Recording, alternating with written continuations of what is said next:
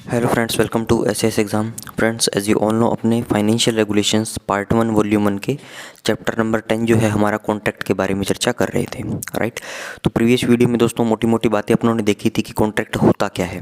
ठीक है, तो दोस्तों कॉन्ट्रैक्ट के बारे में मैंने आपको बताया था, कॉन्ट्रैक्ट एक ठेका है, हिंदी में इसको बोलते हैं ठेका। ठीक है, ठेका कर लिया कि इससे मैं मुझे काम करवाना है तो मैं उससे क्या कॉन्ट्रैक्ट कर लूँगा, राइट। जिम्मा लेना दोस्तों किसी भी काम करने का, संविदा करना या इसको बोलते हैं अनुबंध करना। ठीक है, कॉन्ट्रैक्ट दोस्तों कुछ नहीं है, एक रिटन टर्म शीट है, एक दोस्तों लीगल डॉक्यूमेंट है सप्लायर और बायर के बीच में। ठीक है, सप्लायर और दोस्तों बायर के बीच में क्या है, एक अनुबंध है, एक संविदा है। ठीक है, एक दोस्तों सप्लायर ने जिम्मा लिया है बायर को सामान सप्लाई करने का, तो दोस्तों वो पूरी जो टर्म्स एंड कंडीशंस जो लिखी होगी, दोनों के बीच में जो बातचीत होगी, दोनों के बीच में दोस्तों जो भी बातचीत होगी, जो जो चीज़ें डिसाइड होगी, उनको कागज़ में उतार लिया। ठीक है, और दोस्तों एक रिटन टर्म शीट साइन कर ली, एक लीगल डॉक्यूमेंट साइन कर लिया, राइट। उसी को क्या बोलते हैं दोस्तों, कॉन्ट्रैक्ट बोलते हैं। और दोस्तों ये कॉन्ट्रैक्ट जो क्या है, सप्लायर और बायर दोनों के बेनिफिट के लिए होता है। सप्लायर ये निश्चिंत हो जाएगा कि उसको पेमेंट मिल जाएगी, और बायर दोस्तों इस पर ऐसे निश्चिंत हो जाएगा, राइट, कि उसको सामान मिल जाएगा, कि सप्लायर जो क्या है उसको सामान दे देगा, राइट। अब दोस्तों कॉन्ट्रैक्ट हुआ, कॉन्ट्रैक्ट के जस्ट एक पहले का कदम कौन सा है, टेंडर है। ठीक है, टेंडर का मतलब क्या हुआ, प्रस्ताव। ठीक है, प्रस्ताव निकालना कि मुझे कोई काम करवाना है तो दोस्तों मैं टेंडर निकालूंगा, तो उसमें बहुत सारे लोग भाग लेंगे, कंपनीज भाग लेगी, इंडिविजुअल्स आएंगे, राइट। तो वो क्या करेंगे दोस्तों, उसमें बोली लगाएंगे, बिडिंग लगाएंगे, इसको दोस्तों बिडिंग प्रोसेस बोलते हैं, राइट। इसको क्या बोलते हैं दोस्तों, बिडिंग प्रोसेस बोलते हैं। बिडिंग प्रोसेस दोस्तों भाग लेते हैं तो उनसे ईएमडी जमा करवाई जाती है, अर्नेस्ट मनी डिपॉजिट जमा करवाया जाता है। ठीक है, अब दोस्तों इसमें जो हमारी जो रिक्वायरमेंट है वो फुलफिल कर रहा हो, सबसे सस्ते में कर रहा हो, सबसे बढ़िया काम कर रहा हो, उसको क्या हम टेंडर अलॉट कर देंगे, तो वो दोस्तों टेंडर कन्वर्ट होकर कॉन्ट्रैक्ट में बदल जाएगा। ठीक है, और दोस्तों बाकी लोगों को क्या, उनकी सिक्योरिटी मनी वापस जमा करवा दी जाएगी, और इसकी दोस्तों क्या सिक्योरिटी मनी रख ली जाएगी, राइट। तो दोस्तों ईएमडी जो है, अर्नेस्ट मनी डिपॉजिट जो क्या है, इसकी रख ली जाएगी, उसको दोस्तों एज ए सिक्योरिटी डिपॉजिट मान लिया जाएगा। ठीक है, तो ये हुआ दोस्तों मोटी मोटी बातें जो अपनों ने कल पढ़ी थी। तो आज चलते हैं अपने दोस्तों कॉन्ट्रैक्ट जो हमारा चैप्टर है, इसके आगे दोस्तों बहुत सारी थ्योरेटिकल बातें दी गई है। ठीक है, प्रीवियस ईयर के अंदर भी दोस्तों क्वेश्चंस पूछे गए हैं, वो भी आज मैं आपको बताऊंगा। ठीक है, और दोस्तों कौन सा क्वेश्चन एग्जैक्ट पूछा गया तो उसका क्या आंसर होता है, क्या आंसर होगा, वो भी आज अपने डिस्कस करेंगे। तो चलिए दोस्तों स्टार्ट करते हैं बिना किसी देरी के। तो पहला है दोस्तों जनरल प्रिंसिपल्स। ठीक है, तो दोस्तों 31 नंबर रूल के अंदर क्या लिखा गया, the following general principles have been laid for the guidance of authorities. दोस्तों जो नीचे प्रिंसिपल लिखे गए हैं, ये किस लिए लिखे गए हैं, अथॉरिटीज़ को गाइड करने के लिए। ठीक है, कौन कौन सी अथॉरिटी के लिए, कौन कौन सी अथॉरिटी को, which have to enter into contract, जो दोस्तों कॉन्ट्रैक्ट करती है अथॉरिटीज़, और agreements involving expenditure from public fund, या दोस्तों कोई भी समझौता करती है, एग्रीमेंट करती है, ठीक है, जिसके अंदर क्या है, पब्लिक फंड से पैसा खर्च हो रहा हो, पब्लिक का पैसा खर्च हो रहा हो। ठीक है, तो उस केस के अंदर दोस्तों ये सारे नियम कानून का उनको पालन करना पड़ेगा। ठीक है, तो एडमिनिस्ट्रेटिव अथॉरिटी दोस्तों मैंने आपको बता दिया था कल, जो कमांडेंट्स है, ऑफिसर कमांडिंग है, armoured forces medical store depot है, जो आर्मर्ड फोर्सेस की साइड के लोग जो हैं उनको दोस्तों उनको एडमिनिस्ट्रेटिव अथॉरिटी इस चैप्टर के अंदर बोला गया है। और दोस्तों ये नियम जो है एमईएस के कॉन्ट्रैक्ट पे अप्लाई नहीं होंगे। बाकी दोस्तों आर्मर्ड फोर्सेस के लोग जो भी कॉन्ट्रैक्ट करते हैं, ठीक है, मैंने आपको बताया था कि मान लो गाड़ियों के टायर चाहिए, ठीक है, 250 टायर चाहिए किसी भी यूनिट को, मान लो, राइट, आर्मी नेवी एयरफोर्स के लोग जो हैं, ठीक है, उनका ऑर्डिनेंस डिपो है, ठीक है, तो उनको कोई भी टायर चाहिए तो वो कॉन्ट्रैक्ट कर सकते हैं, राइट। अशोक लीलैंड कंपनी है, ब्रिजस्टोन है, सीएट के टायर हैं, एमआरएफ के टायर हैं। ठीक है, तो दोस्तों क्या है, वो क्या है, कॉन्ट्रैक्ट करते हैं, राइट। तो एमईएस के कॉन्ट्रैक्ट दोस्तों अलग होंगे, और बाकी लोगों के जो कॉन्ट्रैक्ट हैं जो अलग होंगे, तो उन पे क्या है, ये सारे नियम अप्लाई होंगे। ठीक है, एमईएस के लिए दोस्तों अलग उनका मैनुअल बना हुआ है। तो सबसे पहले देखिए दोस्तों क्या चीज़ें ध्यान में रखनी है, क्या जनरल प्रिंसिपल है, the terms of a contract must be precise and definite. दोस्तों जो भी टर्म्स होंगी, ठीक है, कॉन्ट्रैक्ट की जो भी शर्तें होंगी, टर्म्स को शर्तें बोलते हैं, ठीक है, जो भी दोस्तों कंडीशंस होंगी, जो भी टर्म्स होंगी कोई भी कॉन्ट्रैक्ट की, वो दोस्तों प्रिसाइज और डेफिनेट होनी चाहिए, सटीक तथा निश्चित होनी चाहिए। And there must be no room for ambiguity और मिस कंस्ट्रक्शन देयरिन। तो उनके अंदर दोस्तों किसी भी प्रकार की अस्पष्टता, एम्बिग्यूटी, या दोस्तों कोई भी मिसकंस्ट्रक्शन है, कोई गलत अर्थ किसी चीज़ का ना निकलता हो, किसी लाइन का गलत अर्थ ना निकलता हो। ठीक है, तो ऐसा दोस्तों कॉन्ट्रैक्ट के अंदर होना चाहिए, प्रिसाइज एंड डेफिनेट। और क्या नहीं होना चाहिए, एम्बिग्यूटी और मिसकंस्ट्रक्शन। ठीक है, सेकंड देखिए दोस्तों, as far as possible legal and financial advice should be taken in the drafting of contracts and before they are finally entered into. जब भी दोस्तों पॉसिबल हो, जितना भी पॉसिबल हो आपके पास, आप लीगल और फाइनेंशियल एडवाइस जो है वो लो। ठीक है, जब भी आप कॉन्ट्रैक्ट को ड्राफ्ट कर रहे हो, जब भी आप कॉन्ट्रैक्ट करने की सोच रहे हो, तो उससे पहले दोस्तों उसके जितने भी कानूनी जो दाव पेच हैं और दोस्तों उसका जो फाइनेंशियल इफेक्ट पड़ने वाला है, ठीक है, वो सारी चीज़ों को ध्यान में रखते हुए आप कॉन्ट्रैक्ट करो before they are finally entered into. जब भी आप कॉन्ट्रैक्ट के अंदर जाने वाले हो, कॉन्ट्रैक्ट करने वाले, उससे पहले क्या इन चीज़ों की तैयारी आप कर लो। ठीक है, एक हुआ, दो हुआ, आगे चलिए दोस्तों। नेक्स्ट देखिए दोस्तों, 3 नंबर में क्या बोला गया है, standard forms of contract should B adopted. दोस्तों कॉन्ट्रैक्ट के जो भी स्टैंडर्ड फॉर्म्स हैं उनको अडोप्ट करना है आपको। Wherever possible the terms to be subject to adequate prior scrutiny. और दोस्तों जो भी शर्तें हैं, जो भी टर्म्स एंड कंडीशंस हैं, ठीक है, कॉन्ट्रैक्ट की, उनको दोस्तों आप पहले ही स्क्रूटिनी कर लो। स्क्रूटिनी मतलब क्या होता है, डॉक्यूमेंट्स की जाँच करना। ठीक है, स्क्रूटिनी दोस्तों ये अपने इंग्लिश वाले जो पेपर है वहाँ पे भी काम आएगा। डॉक्यूमेंट्स की हमेशा स्क्रूटिनी होती है। ठीक है, डॉक्यूमेंट की दोस्तों क्या होती है, हमेशा स्क्रूटिनी होती है। ये 3 नंबर हुआ दोस्तों। सिंपल बातें हैं, पढ़ते चली जाइए, साथ साथ ये याद भी होती रहेगी। The terms of contract once entered should not be varied. दोस्तों कॉन्ट्रैक्ट की जो भी शर्तें हैं, एक बार आप कॉन्ट्रैक्ट के अंदर चले गए तो वो क्या है, वैलिड नहीं होगी। ठीक है, उनको बदला नहीं जाएगा। देखिए दोस्तों, the terms of a contract once entered should not be valid. दोस्तों जो भी कॉन्ट्रैक्ट आपने साइन कर लिया तो उसकी टर्म्स एंड कंडीशन जो है, एक बार आप एंटर हो गए तो वो बदली नहीं जाएगी। ठीक है, 5 नंबर देखिए दोस्तों, no contract involving an uncertain और इनडेफिनेट लाइबिलिटी और any condition of unusual character. कोई भी दोस्तों कॉन्ट्रैक्ट है जिसके अंदर वो इन्वॉल्व कर रहा है किस चीज़ की, अनसर्टेन और इनडेफिनेट लाइबिलिटी। ठीक है दोस्तों, जो बायर है उसके ऊपर ज़बरदस्ती का दोस्तों कुछ भी लाइबिलिटी उसके ऊपर आ रही है कॉन्ट्रैक्ट के अंदर, ठीक है, या कोई अनिश्चित सी लाइबिलिटी उसके ऊपर आ रही है, या कोई दोस्तों ऐसी कंडीशन है जो दोस्तों बायर या गवर्नमेंट जो पैसा खर्च करेगी, जो आर्मड फोर्सेज जो पैसा खर्च करेगी, उनके लिए अच्छी नहीं है वो। ठीक है, उनके लिए दोस्तों फेवरेबल नहीं है। तो इस प्रकार के दोस्तों कॉन्ट्रैक्ट में, यहाँ से वापस पढ़िए, no contract should be entered into without the previous consent of the CFA। ठीक है दोस्तों, ऐसे कॉन्ट्रैक्ट आपको नहीं करने हैं। आपको प्रीवियस कंसेंट दोस्तों कॉम्पिटेंट फाइनेंशियल अथॉरिटी की लेनी पड़ेगी, जो कॉन्ट्रैक्ट कर रहा है बंदा। ठीक है, उसका जो CFA होगा वहाँ पे वो जरूर उससे कंसल्ट करेगा इस प्रकार की चीज़ों के अंदर। ठीक है, 5 नंबर देखिए दोस्तों, wherever practicable and advantageous. जहाँ पे भी दोस्तों प्रैक्टिसेबल हो, एडवांटेज हो रहा हो, contract should be placed only after tenders have been openly invited. तो दोस्तों जहाँ पे भी संभव हो, जहाँ पे भी प्रैक्टिसेबल हो, कॉन्ट्रैक्ट को दोस्तों आपको सीधा कॉन्ट्रैक्ट नहीं करना है कि आप गए, मैं बायर हूँ, ठीक है, मुझे कॉन्ट्रैक्ट करना है तो मैंने एक ही कंपनी से कॉन्ट्रैक्ट करके आ गया। ऐसा नहीं करना है दोस्तों, आपको टेंडर्स देने हैं, आपको दोस्तों टेंडर निकालना है। टेंडर निकालने के अंदर दोस्तों क्या है, कंपटीशन क्रिएट होगा। 10 सप्लायर आएंगे तो दोस्तों अपने अपने रेट कोट करेंगे। तो इसमें से जो मुझे पसंद आएगा, तो मेरे पास बहुत सारे ऑप्शन है ना दोस्तों, कि मेरे पास बहुत सारे ऑप्शन है कि मैं उसमें से चूज कर सकूँ और बेटर चीज़ अपने लिए चूज कर सकूँ। राइट, तो एक ही बंदा होगा तो ये तो कैसा भी काम कर देगा, मुझे कैसे पता चलेगा। ठीक है, तो ये दोस्तों पब्लिक मनी का नुकसान हो गया। तो वो चीज़ें अपने को नहीं करनी है। पब्लिक का इंटरेस्ट दोस्तों, पब्लिक मनी का इंटरेस्ट, गवर्नमेंट का इंटरेस्ट दोस्तों क्या है, वो अटमोस्ट रहना चाहिए। स्टैंडर्ड ऑफ फाइनेंशियल प्रॉपर्टी में भी उन्होंने पढ़ा था। ठीक है, जहाँ पर भी दोस्तों संभव हो, contract should be placed only after tenders have been openly invited.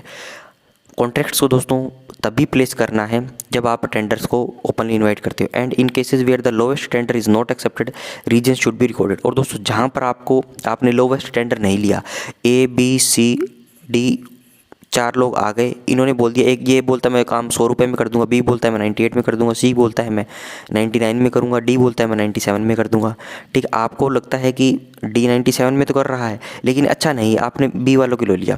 ठीक है, B वाले के दोस्तों बैकग्राउंड देखा आपने कि अच्छी फर्म है, इसका फाइनेंशियल स्टेटस अच्छा है। ठीक है, आप कई सालों से इसके साथ काम कर रहे हो। ठीक है, ये गवर्नमेंट के और बहुत सारे ठेके लेती है, कॉन्ट्रैक्ट करती है, तो ये फर्म इससे ज़्यादा बेटर है। तो आपने दोस्तों L1 के बजाय कोई और ले लिया। ठीक है, तो आपको उसका रीजंस भी रिकॉर्ड करना पड़ेगा कॉन्ट्रैक्ट के अंदर।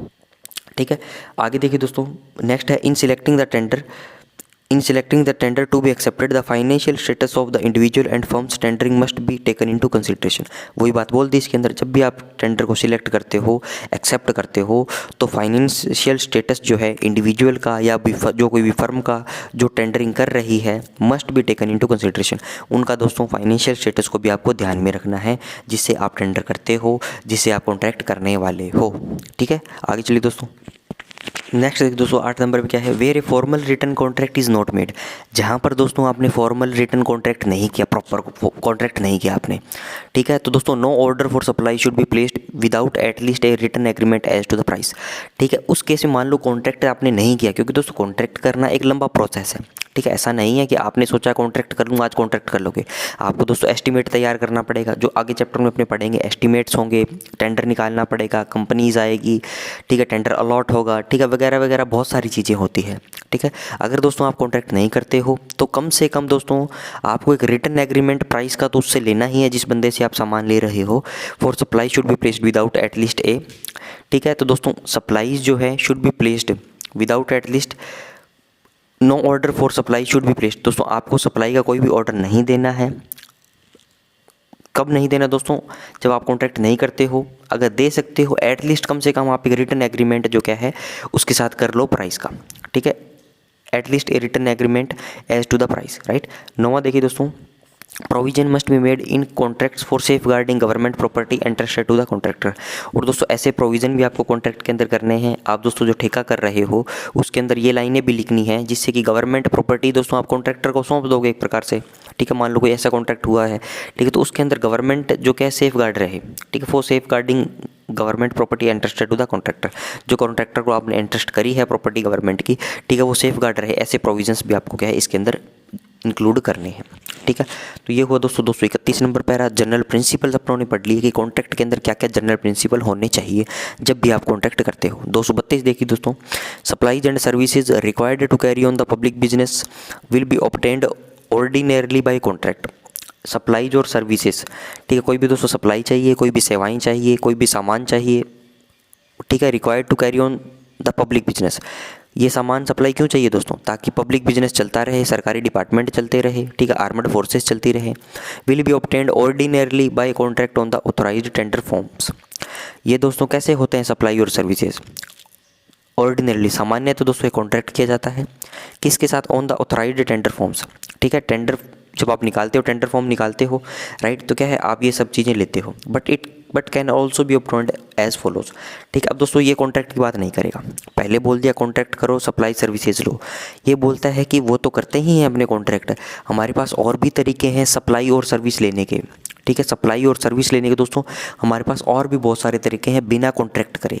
ठीक है, तो दोस्तों वो कौन कौन से तरीके हैं, पहला है in an emergency for immediate delivery. दोस्तों जब भी आपातकाल की स्थिति हो, इमरजेंसी की सिचुएशन हो और आपको इमीडिएट डिलीवरी चाहिए तो दोस्तों आप शॉर्ट टर्म एग्रीमेंट कर सकते हो। ये दोस्तों पूरा एग्रीमेंट नहीं होता, ये शॉर्ट टर्म एग्रीमेंट होता है। इसकी भी दोस्तों अलग टर्म्स एंड कंडीशन होती हैं। ठीक है, ये भी अपने दोस्तों नेक्स्ट अगली या उससे नेक्स्ट स्लाइड के अंदर पढ़ेंगे शॉर्ट टर्म एग्रीमेंट क्या होता है, उसकी क्या क्या कंडीशंस हैं। ठीक है, शॉर्ट टर्म एग्रीमेंट कर लो और आप अपनी इमीडिएट जो रिक्वायरमेंट है, आपकी जो इमरजेंसी रिक्वायरमेंट है वो पूरी कर लो।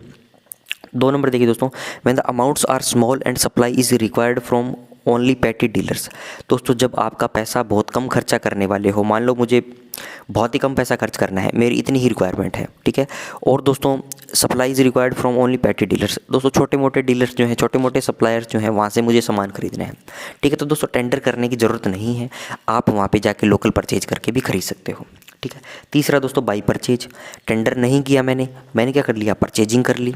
ठीक है, खरीद लिया दोस्तों। टेंडर में तो क्या होगा, कॉन्ट्रैक्ट में तो क्या होगा दोस्तों, टेंडर करना पड़ेगा, आप बंध जाओगे टर्म्स एंड कंडीशन से। एक लंबा प्रोसेस है, लंबे काम के लिए कॉन्ट्रैक्ट करे जाते हैं। ठीक है, छोटे मोटे काम हैं दोस्तों, तो आप क्या है छोटी मोटी आपको सर्विसेज चाहिए, सप्लाई चाहिए, तो क्या है आप परचेज कर सकते हो by purchase either by the administrative authority concern. दोस्तों एडमिनिस्ट्रेटिव अथॉरिटी कौन सी, जो पहले बताई थी मैंने आपको। ठीक है, या तो वो खरीद लेगी, और the representative detailed by him, या दोस्तों ये अपने बिहाफ पे कोई रिप्रेजेंटेटिव सिलेक्ट कर लेगी, वो चीज़ें खरीद लेगा। ठीक है, when no tenders are received or the tenders are in his opinion unacceptable. ठीक है दोस्तों, ये सारी परचेजिंग कब करते हैं, जब इनको लगता है कि कोई भी टेंडर या तो नहीं आया, ठीक है, या कोई भी टेंडर आ रहा है तो वो अनएक्सेप्टेबल है, तो उस केस के अंदर क्या है ये परचेजिंग कर सकते हैं। राइट, तो मतलब कॉन्ट्रैक्ट कर लो या फिर आप डायरेक्ट परचेज कर लो अपने उसके हिसाब से कि हाँ क्या चीज़ें हमारे फेवरेबल में हैं। ठीक है, आगे चलिए दोस्तों।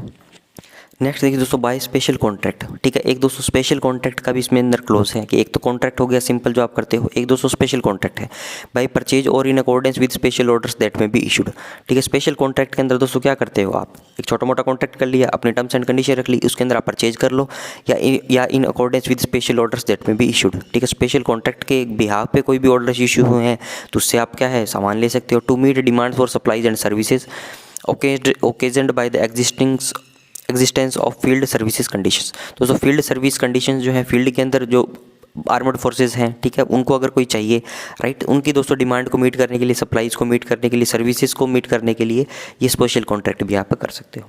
ई नंबर में देखिए दोस्तों इन the case of order and dairy produce. अब दोस्तों ये क्या मेनली मिलिट्री फार्म से रिलेटेड है ये चीज़, ये क्लॉज जो है, ठीक है। मिलिट्री फार्म तो दोस्तों क्या है 2017 में बंद कर दिए सारे जितने भी थे, ठीक है। तो दोस्तों ये क्लॉज भी हमारे काम का नहीं है। फिर दोस्तों दिया हुआ है तो सब जगह हर जगह मिलिट्री फार्म दिया हुआ है तो हम क्या है एक बार इसको पढ़ लें तो मान लो एग्जाम में क्वेश्चन पूछ भी ले, क्योंकि किताब दोस्तों यही पूछी, किताबें हमारे सिलेबस में पुरानी आ रही है तो क्वेश्चन भी तो पुराने आ ही सकते हैं, ठीक है। तो देखिए दोस्तों इन the case of order and dairy produce supplies में भी arrange departmentally bye local purchase, ठीक है। दोस्तों आपको चारा चाहिए, डेयरी प्रोड्यूस चाहिए कुछ, ठीक है, उससे रिलेटेड सामान, तो सप्लाईज में भी arrange departmentally bye local purchase. तो दोस्तों सप्लाई जो क्या है डिपार्टमेंट जो है वो अरेंज कर लेता है लोकल परचेज करके, जिसको दोस्तों एलपी बोलते हैं, ठीक है। एक दोस्तों शब्द आप सुनोगे सीपी, वो होता है सेंट्रल परचेज, एक होता है दोस्तों लोकल परचेज, एक होता है दोस्तों central purchase, right. The system of advertising calling for tenders will wherever possible be avoided, ठीक है। तो इसके अंदर क्या बोला गया दोस्तों, इसके अंदर दोस्तों बोल दिया कि this system of advertising calling for tenders will wherever possible be avoided. तो इस केस के अंदर दोस्तों जब आप लोकल परचेज कर ही रहे हो तो क्यों आपको टेंडर्स इनवाइट करने हैं, क्यों उनको इसकी एडवर्टीजमेंट करनी है, राइट। तो वो क्या है अवॉइड करा जाता है। Dairy cattle shall however be purchase by contract or by local purchase whichever is most suited to the locality concerned, ठीक है। तो दोस्तों डेयरी कैटल का मतलब क्या है, पशु वगैरह आपको परचेज करने हैं, ठीक है। However be purchase by contract, तो कॉन्ट्रैक्ट से कर सकते हो, और बाय लोकल परचेज या लोकल परचेज से कर लो, whichever is most suited to the locality concern, ठीक है। या तो कॉन्ट्रैक्ट करके कर लो या दोस्तों लोकली कोई लोकल परचेज करके कर सकते हो उसको, ठीक है, जो भी मोस्ट सूटेड चीज़ हो, राइट। तो ये दोस्तों मेनली मिलिट्री फार्म से रिलेटेड जो चीज़ थी, क्योंकि चारा तो दोस्तों उनको ही चाहिए, पशु तो उनको ही चाहिए, और कौन सा आर्मड फोर्सेज के अंदर पशु है, ठीक है, कोई पशु नहीं है, राइट। तो ये हुआ दोस्तों whichever is most suited to the locality concerned, ये सुनो।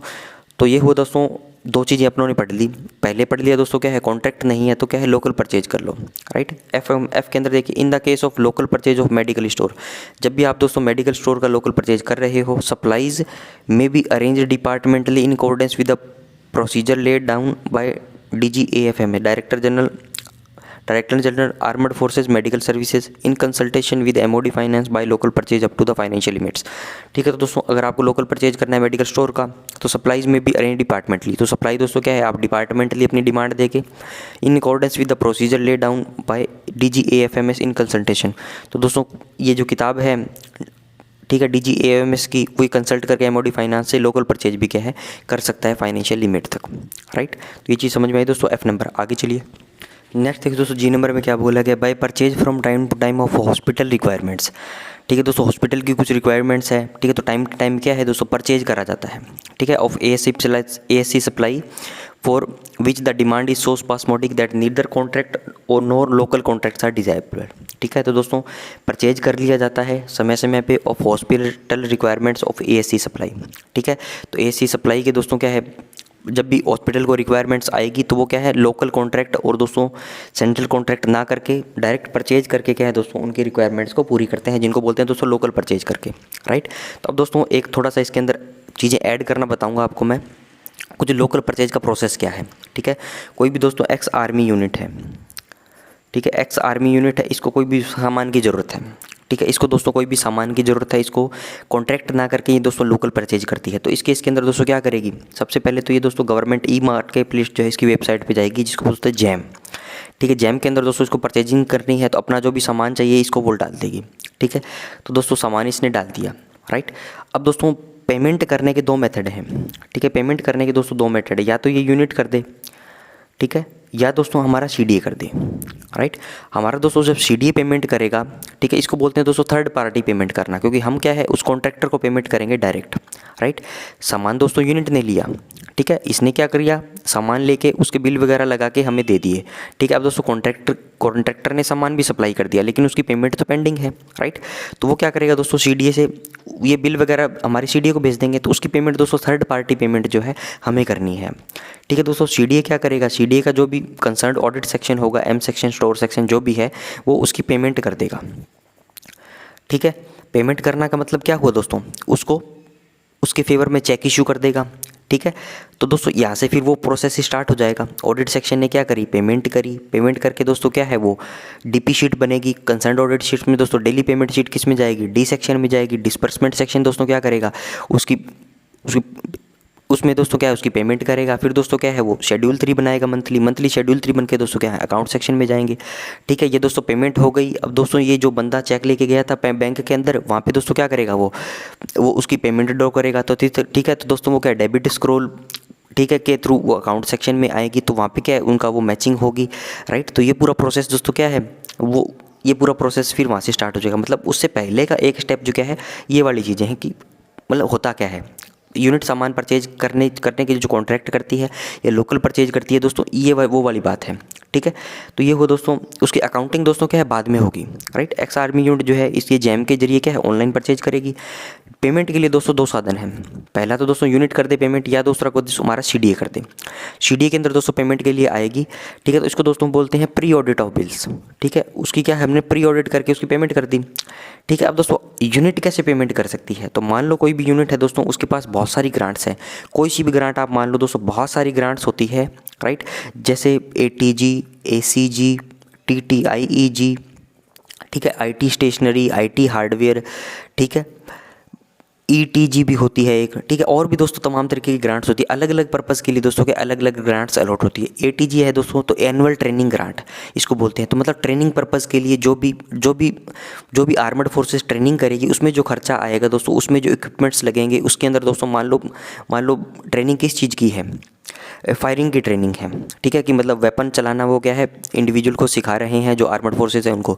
तो उसके लिए दोस्तों क्या है टारगेट शीट लगती है, पेपर लगता है, ठीक है। दोस्तों आपने देखा होगा जनरली मूवी के अंदर टारगेट पेपर लगा हुआ है, तो वो क्या है दोस्तों, वो शीट जो है टारगेट ऐसे राउंड करके वो क्या है ट्रेनिंग में खरीद सकते हैं। कंटीजेंसी दोस्तों कोई भी जर्नल जो उन एस्टेब्लिशमेंट को ज़रूरत है, ठीक है। टीटीआई जी दोस्तों टेक्निकल ट्रेनिंग, ठीक है, टेक्निकल ट्रेनिंग दोस्तों जो होगी, राइट, उसके अंदर जो सामान परचेज होगा, ठीक है।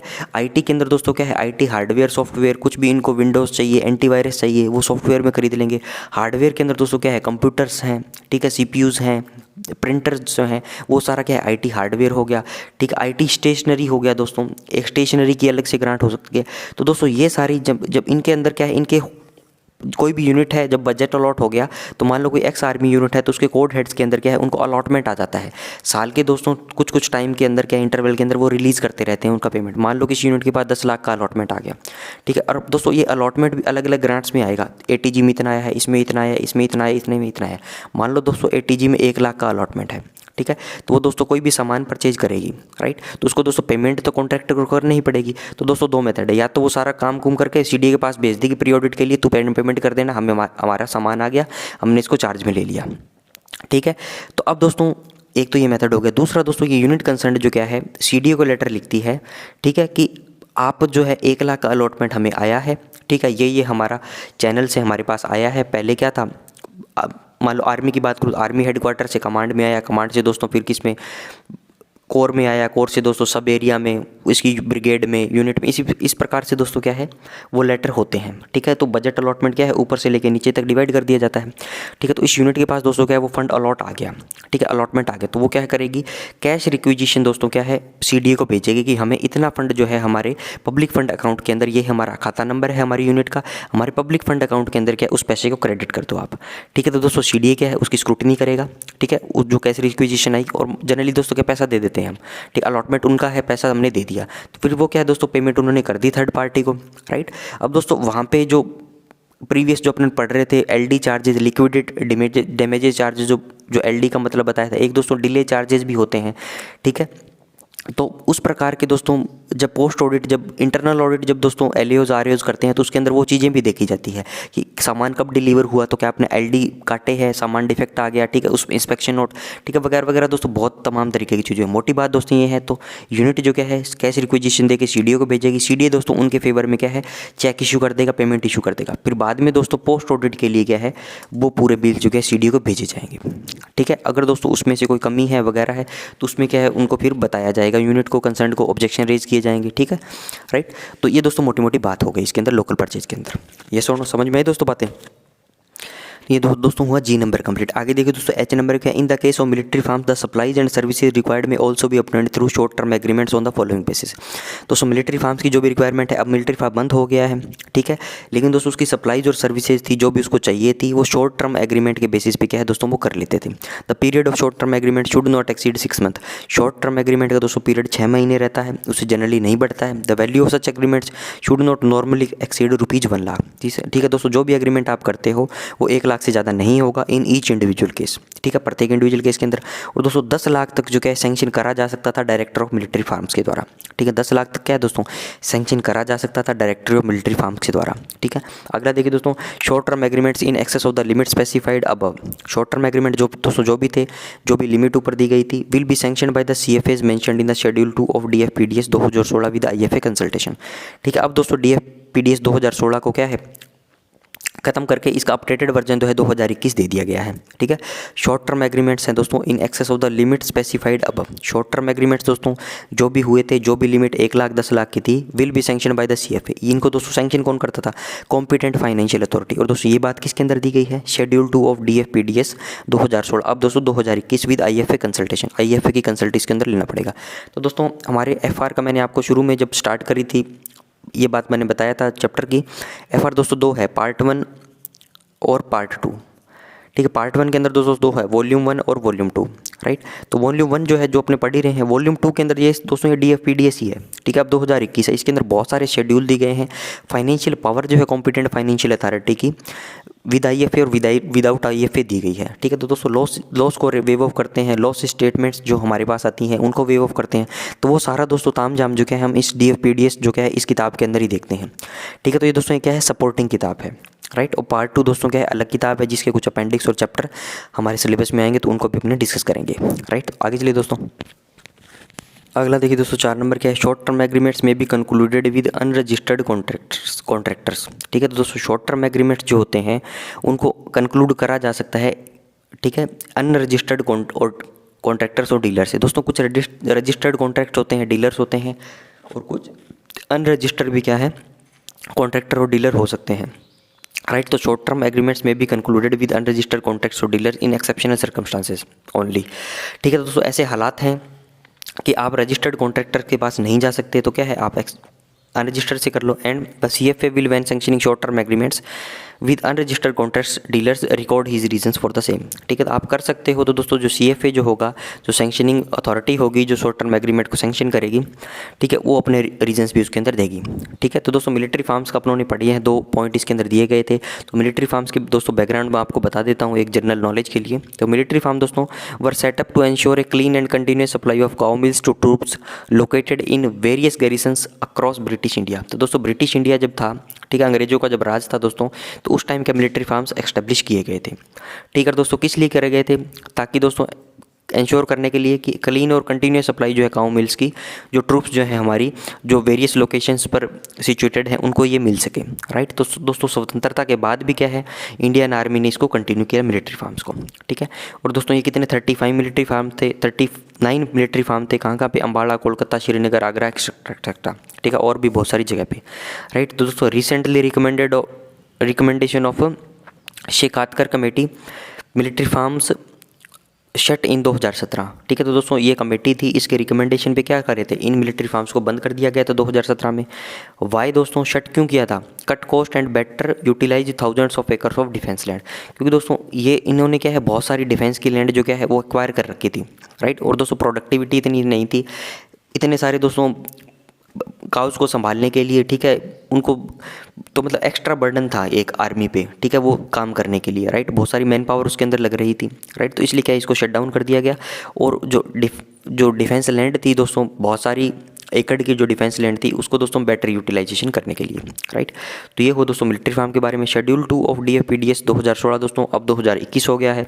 इसके अंदर दोस्तों क्या विद IFA विदाउट IFA जो पावर्स गिवन है, ठीक है, कोई भी काम दोस्तों CFA करता है, ठीक है, तो उसके अंदर सारी फाइनेंशियल पावर उसकी दी गई है, ठीक है। खुद करता है तो दोस्तों कितनी होगी विदाउट IFA, और दोस्तों IFA के कंसल्टेशन से करता है तो वो पावर क्या जनरली थोड़ी सी बढ़ा दी जाती है, ठीक है। तो ये हुआ दोस्तों हमारा पैरा कंप्लीट है। नेक्स्ट चलिए, नेक्स्ट दोस्तों 233 नंबर पैरा जो है ये अपने नेक्स्ट वीडियो के अंदर डिस्कस करेंगे, क्योंकि दोस्तों video already half an hour का हो चुका है, ठीक है। तो आज का वीडियो दोस्तों यहीं पे रैप अप करता हूँ। वीडियो को लाइक करिएगा दोस्तों, कमेंट जरूर से करिएगा, और दोस्तों quantitative analysis and logical reasoning भी हमने स्टार्ट करी है, वो वीडियो भी जाके आप देख सकते हो, उस पर फीडबैक दे सकते हो, राइट।